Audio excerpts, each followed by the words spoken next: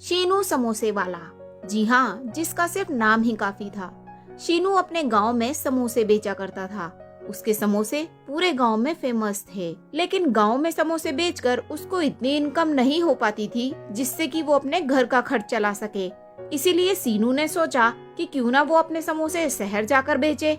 और इस तरह शीनू शहर आ गया, जहाँ उसने अपने समोसों का छोटा सा ठेला लगाया। वो अपने इस ठेले पर समोसों के साथ साथ सैंडविच भी बेचा करता था। लेकिन उसके समोसों की तो बात ही कुछ और थी।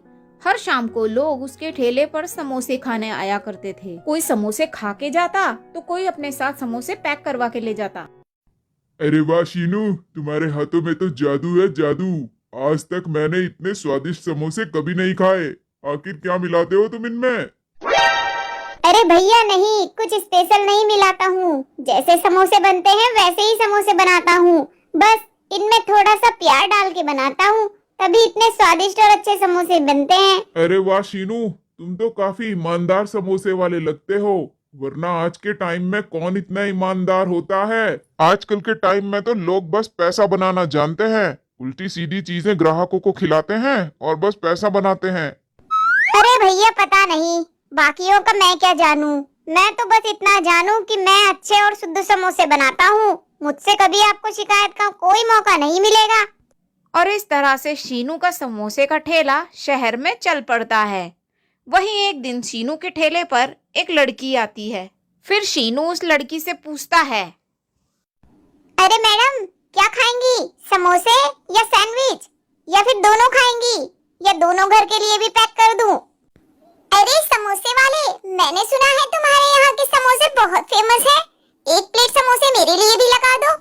हाँ हाँ मैडम, बिल्कुल अभी लगाता हूँ। और इतना कहकर शीनू ने एक प्लेट समोसे उस लड़की को दे दिए। लीजिए मैडम, खाइए समोसे, और अच्छे लगे तो घर में भी पैक करा के ले जाइए। उस लड़की ने झटपट समोसे खाए और शीनू के समोसे की बहुत तारीफ की। अरे वाह, मजा आ गया। तुम्हारे समोसे तो सच में बहुत गजब हैं। आज से पहले इतने अच्छे समोसे मैंने कभी नहीं खाए। यहाँ शहर में तो लोग पिज्जा, बर्गर, मोमो, बस यही सब चीजें खाते हैं। समोसे तो बहुत दिनों बाद खाने को मिले हैं। ऐसे ही बातों बातों में वो शीनू से उसका नाम पूछती है और उससे समोसे पैक करवा कर अपने घर भी ले जाती है। वहीं एक रोज शीनू को किसी काम से बाजार जाना पड़ता है और वहीं बाजार में उसकी मुलाकात उसी लड़की से होती है। शीनू उस लड़की को देखते ही एकदम पहचान जाता है। इससे पहले कि शीनू उससे कुछ और पूछता, वो लड़की खुद ही बोलती है, अरे शीनू, तुम यहाँ बाजार में जरूर कुछ काम होगा तभी आए हो, वरना तो तुम्हें हमेशा समोसे के ठेले पर ही देखा है मैंने।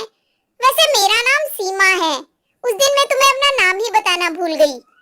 ऐसे ही शीनू और सीमा ने आपस में बहुत सारी बातें करी। बातों बातों में शाम कब हो गई दोनों को पता नहीं चला। अरे सीमा, तुमसे मिलकर बहुत अच्छा लगा। देखो तो बातों बातों में कितना टाइम हो गया।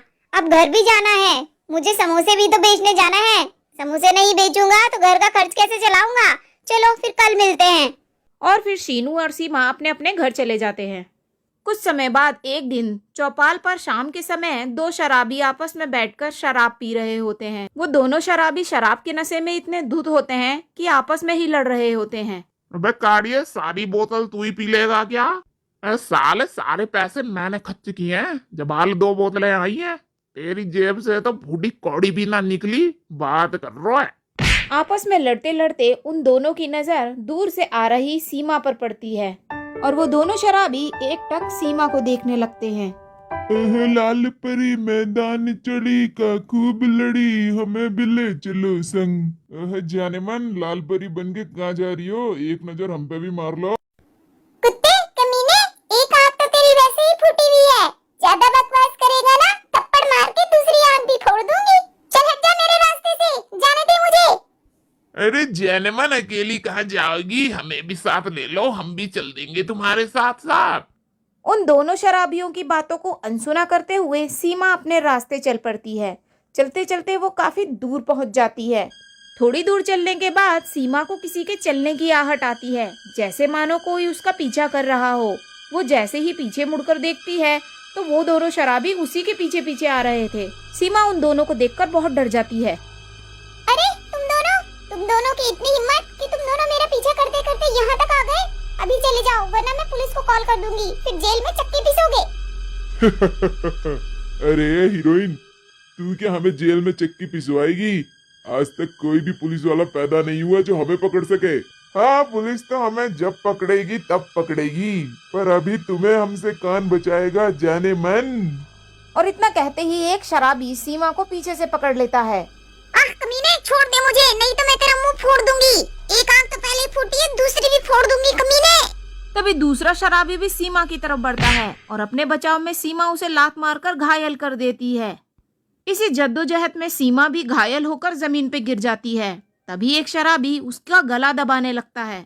अपनी जान बचाने के लिए सीमा बहुत छटपटाती है। वो अपने पैरों को पटकती है, हाथों को झटकती है, पर उसके गले से कोई आवाज नहीं निकलती, क्योंकि वो शराबी बहुत बुरी तरह से उसका गला दबा देता है।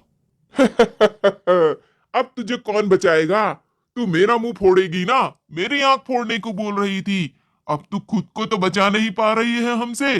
वो दोनों शराबी शराब के इतने नशे में चूर थे कि उन्हें कुछ भी होश नहीं था कि वो क्या कर रहे हैं। और गला दबाते दबाते उस शराबी ने सीमा का सच में गला दबा दिया और सीमा की वहीं मौत हो गई। और फिर वो दोनों शराबी डर के मारे सीमा को वहीं मृत अवस्था में छोड़कर वहां से भाग जाते हैं। थोड़ी देर बाद वहां बहुत तेज तूफान आता है। उस तूफान में सीमा के शरीर से सीमा की आत्मा अलग हो जाती है और वो एक चुड़ैल में बदल जाती है। बदला, मुझे बदला चाहिए, नहीं छोड़ूंगी उन दोनों को मैं। जैसे उन दोनों ने मुझे मारा है, मैं भी उन दोनों को मार डालूंगी। अब उन दोनों को मुझसे कोई नहीं बचा सकता। और इस तरह सीमा की आत्मा ने ये प्रण लिया कि वो उन दोनों शराबियों को ढूंढ निकालेगी और उन्हें मार डालेगी, तब जाकर उसकी आत्मा को शांति मिलेगी। वहीं अगले दिन जब शीनू को पता चलता है कि सीमा इस दुनिया में नहीं रही, तो वो उसके शव के सामने बैठकर फूट फूट कर रोने लगता है। वो कुछ भी नहीं समझ पाता कि आखिर सीमा के साथ ऐसा क्या हुआ। सीमा के माँ बाप ने पुलिस वालों से कहा, इंस्पेक्टर साहब, मेरी बेटी के साथ जिसने भी ऐसा किया है उसे कड़ी से कड़ी सजा देना, छोड़ना नहीं उन गुनहगारों को। पता नहीं किसने मेरी बेटी के साथ ऐसा किया। इंस्पेक्टर साहब, उन लोगों को कड़ी से कड़ी सजा देना, जल्दी से उन्हें ढूंढ निकालो। मैं चाहता हूँ उन लोगों को फांसी की सजा हो, तभी मेरी बेटी को न्याय मिलेगा। उसी दिन रात को शीनू सीमा को याद करते करते सो जाता है। तभी अचानक उसे कुछ आहट होती है।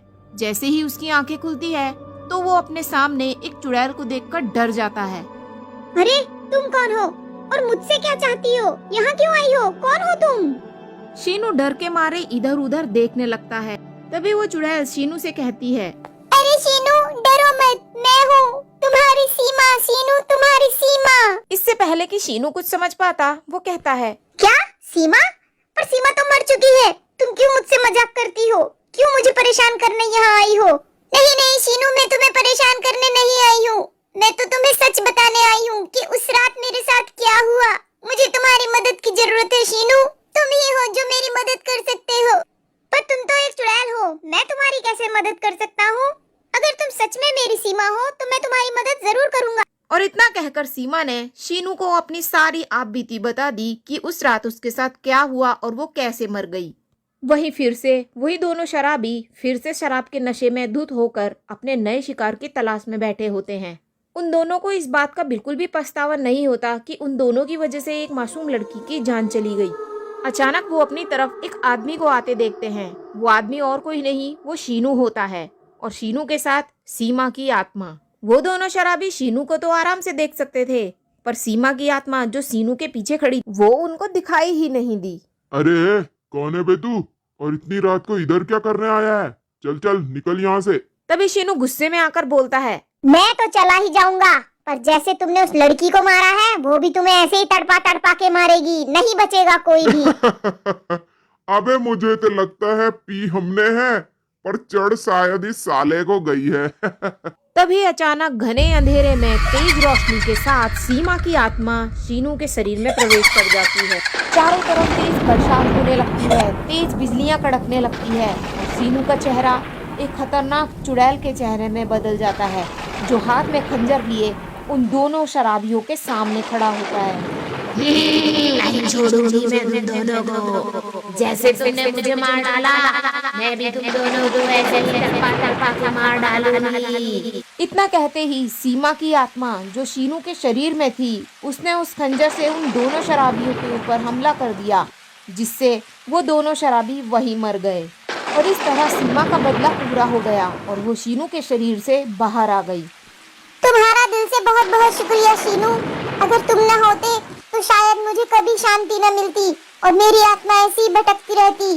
तुम्हारी वजह से ही आज मुझे मुक्ति मिली है। अब मुझे जाना होगा शीनू। अगले जन्म में मैं तुमसे फिर मिलूंगी शीनू, फिर मिलूंगी।